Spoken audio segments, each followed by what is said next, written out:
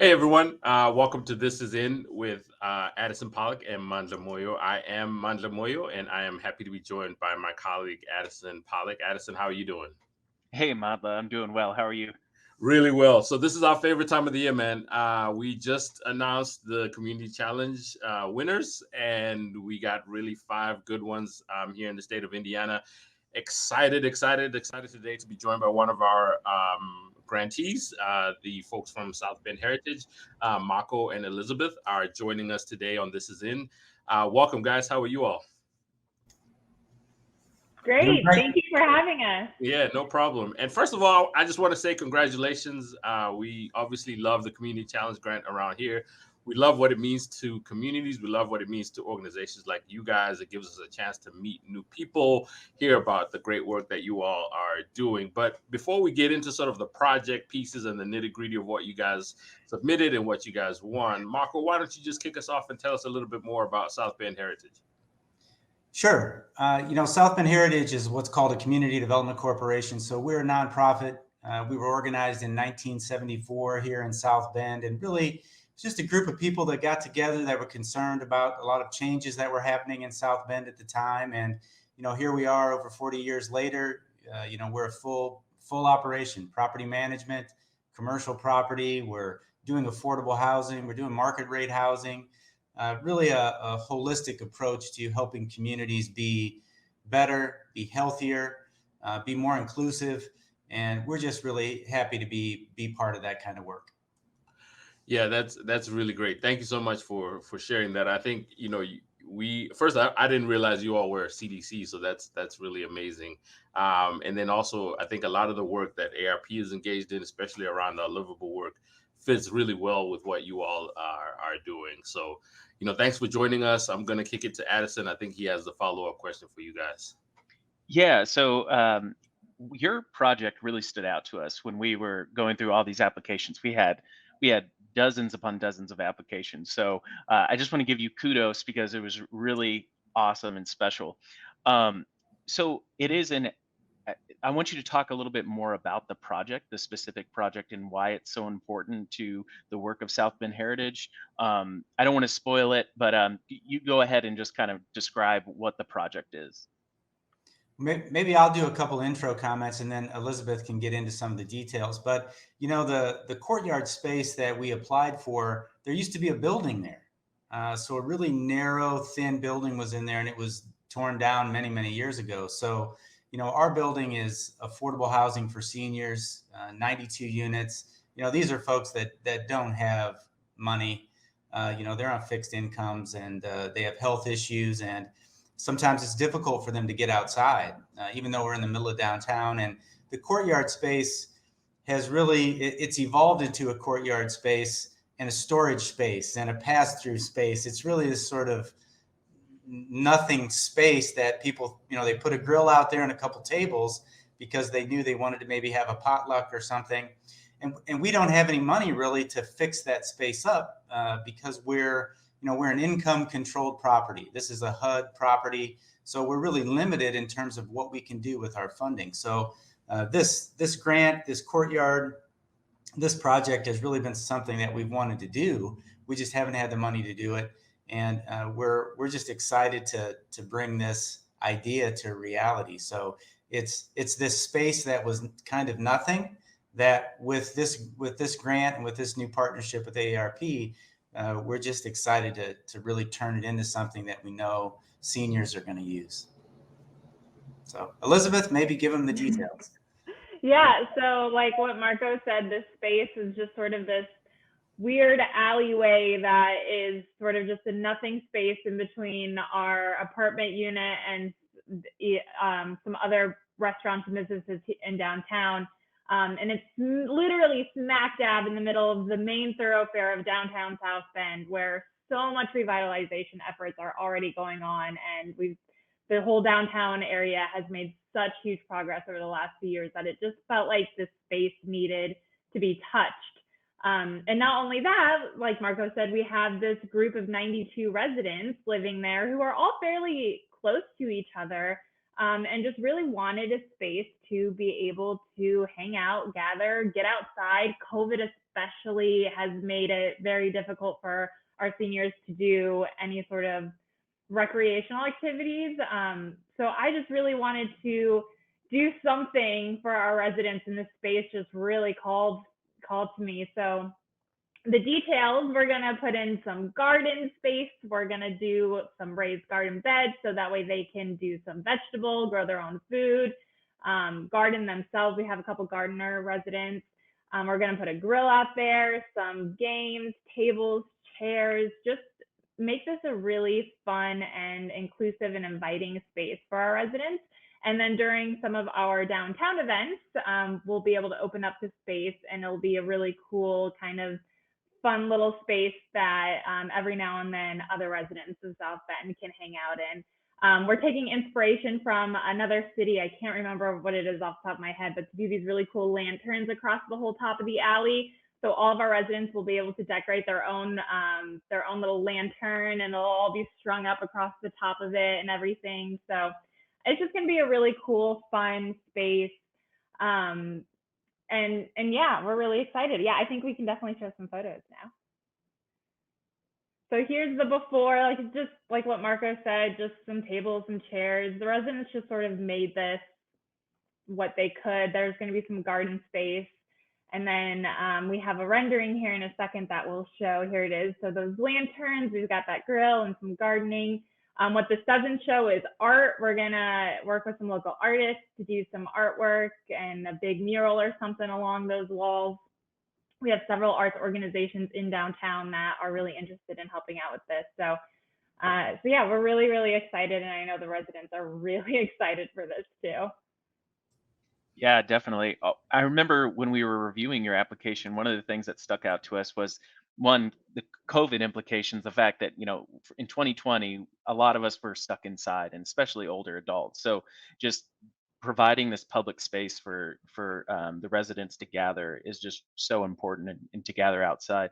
But also the fact that it connects from the apartment building to the greater community. That's just that's so cool. I just really like that a lot. So that was a great little tie-in. Yeah, that was really going to be another big shout out that I gave you guys too, is the fact your proximity, obviously, to downtown, but not only that you all have made sure that the older adults that live in that space are a part of what's happening downtown as well. I think we see a lot of times when folks build sort of older adult apartments or senior apartments, they tend to put them away from all the activity. And I think it's a huge benefit to have them as part of that. Because I think, part of what we preach is that a lot of times boomers especially are looking for an outlet to hang out, art, and be in downtown and be in the spaces that are active and vibrant. And so we're really excited to sort of see this project come to life. I personally can't wait to see what the grill masters come up with, and more importantly, the artwork that will be hanging up there. So we're really excited about that. Yeah, and I'll just make the comment that pre-COVID, at least this group of residents, all 92 of them, are super engaged, especially in the downtown area. We have a resident life program that they would go to the art museum and take art classes. They would go walk down to our Morris Performing Arts Theater and get to see shows. And so they are so excited and so ready to have sort of a I don't want to say post-COVID, but post-COVID area to hang out that feels safe for them and that is still engaging when they can't go do the things that they were used to doing in their community. That's amazing. That's amazing. Can you guys talk a little bit more sort of from a funding perspective, what this community challenge grant meant for you all, and any future plans for the space? I know we were talking backstage a little bit maybe about seeing if you guys would like to expand it, or any other ideas that you all have coming up around the space and the community that you all serve right now. Well, I mean, the money means everything. I mean, this is, no money, no mission, as they say. And this property, as I said, it's just so, we have elevator issues here. It's a 7-story building. It's, it's not super tall, but we have maintenance and deferred maintenance issues. So there's no extra to do things like this. And, being able to put together a theme for this space that's coordinated, that's comfortable, that's visually appealing. And, you know, we have a lot of residents that are in scooters. And right now it's kind of it's difficult for them to get out there and move around. So I think as we get into this, we're probably going to discover some new things that we need to do in that space from a health and safety standpoint too, to make sure that people with disabilities can move through that space comfortably. You know, trip hazards, things like that. Right now, it's, I mean, you saw the picture, it's a little bit of a minefield in terms of moving through there. So, you know, I'm focused on those things. I know Elizabeth's focused on art and murals, and I want to make sure that, you know, functionally it really works well for our residents. And, you know, there was one picture there where you could see we actually put in a sidewalk many years ago that allowed residents and scooters to actually move from the courtyard into the main, you know, Michigan Street, downtown South Bend. We didn't have that before. So those kinds of things are really important. So I'm excited about that. And I think phase 2, I think we'll quickly see that this money is great, but with COVID prices today and the availability of contractors, I mean, we're just seeing escalation in pricing on anything you want to purchase. So, you know, when we get together with all the bids on this and really lock down all the details, I have to think that, you know, we're going to want to do a phase 2 at some point because we'll encounter maybe some unknowns that we didn't expect. Sure. Yeah, that's amazing.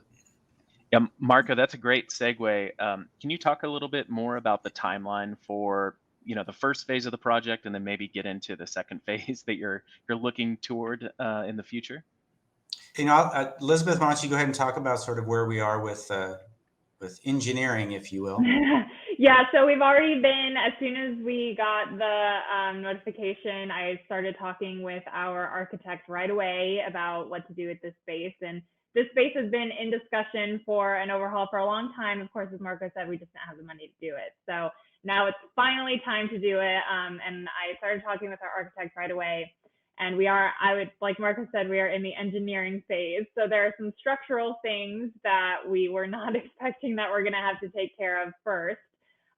So we are working on that. And I am really hoping that we'll be able to sort of get a baseline of this, maybe not every single aspect of it, but sort of just a more comfortable area for our residents done in the next couple of months.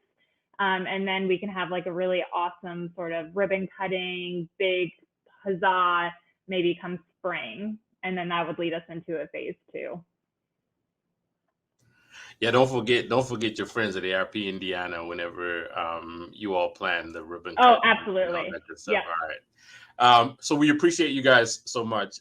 Marco, we've talked in circles around money and all the things that you all are doing, all the work that you all are doing. Please take a moment to let people know how they can help, how they can jump in and be a part of what you all are doing at South Bend Heritage.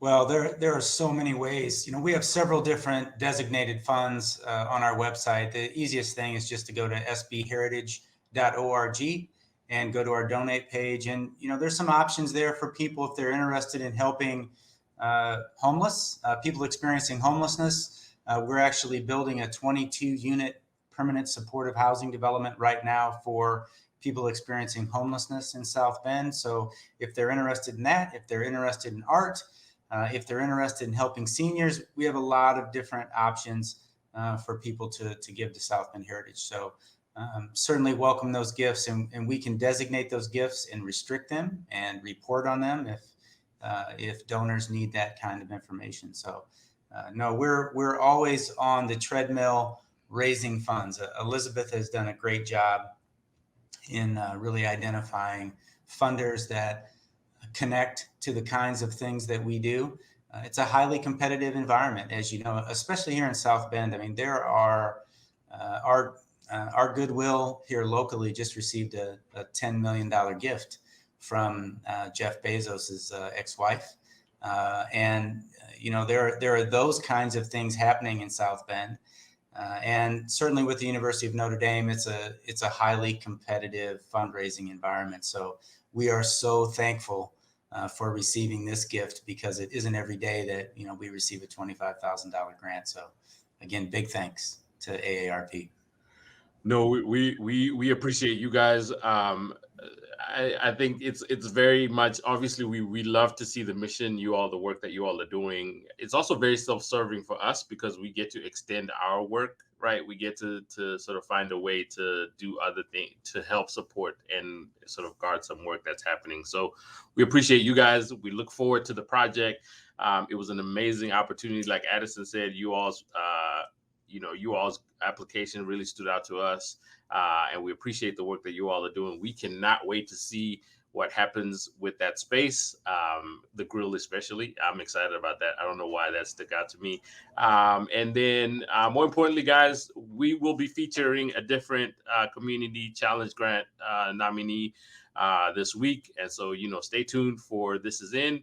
And we appreciate Marco and Elizabeth for joining us, and look forward to seeing you guys next time. Thank you. Awesome. Thank you. Thank you both. See y'all.